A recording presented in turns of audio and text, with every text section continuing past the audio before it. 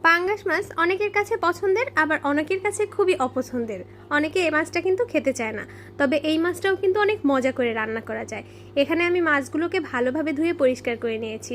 আর যদি একটু লেবু মাখিয়ে রেখে দেওয়া যায় তাহলে কিন্তু মাছ থেকে কোনো গন্ধই থাকে না। এরপর আমি লবণ, হলুদ আর সামান্য একটু ময়দা দিয়ে মেখে নিয়েছি। মাছটা মাখার সময় সামান্য একটু ময়দা বা আটা দিলে মাছটা ফ্রাই প্যান থেকে দ্রুত উঠে যায়। আর এই যে এখন আমি একটা কড়াইতে পেঁয়াজ কুচি দিয়ে দিয়েছি, আর দিয়ে দিলাম একটু বাটা পেঁয়াজ, পরিমাণ মতো রসুন, সামান্য একটু আদা বাটা, আর দিয়ে দিব জিরা বাটা।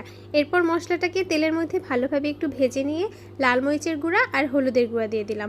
লাল মরিচের গুঁড়াটা কিন্তু আপনারা যে যেভাবে ঝাল খেতে পছন্দ করেন তেমনটা দিলেই হয়ে যাবে।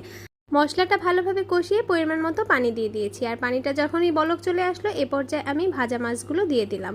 আর দেখুন মাছগুলো কিন্তু একটা পিসও ভেঙে যায়নি বা ফ্রাই প্যানে লেগে যায়নি, যেহেতু আমি সামান্য একটু ময়দা দিয়ে ভেজেছি।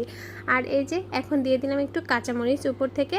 যে কোনো রান্নায় কিন্তু কাঁচামরিচের ঝালটা খেতে খুব ভালো লাগে। আর এখন আমি দিয়ে দিব টমেটো। অবশ্যই কিন্তু এরকম বড় মাছ রান্নার সময় টমেটোটা দেওয়ার চেষ্টা করবেন। টমেটোটা দিলে কিন্তু মাছের কালারটা আর স্বাদটা পুরোটাই চেঞ্জ হয়ে যায়। এই মাছের ঝোলটাও খেতে কিন্তু অসম্ভব মজার হয়, আর এই মাছ দিয়ে 1 প্লেট ভাত অনায়াসেই খেয়ে ফেলা যায়। কি মাছ রান্নার কালারটা দেখে মনে হচ্ছে না এখনই 1 প্লেট ভাত নিয়ে বসে যাই আর 1 পিস মাছ দিয়ে খেয়ে উঠি?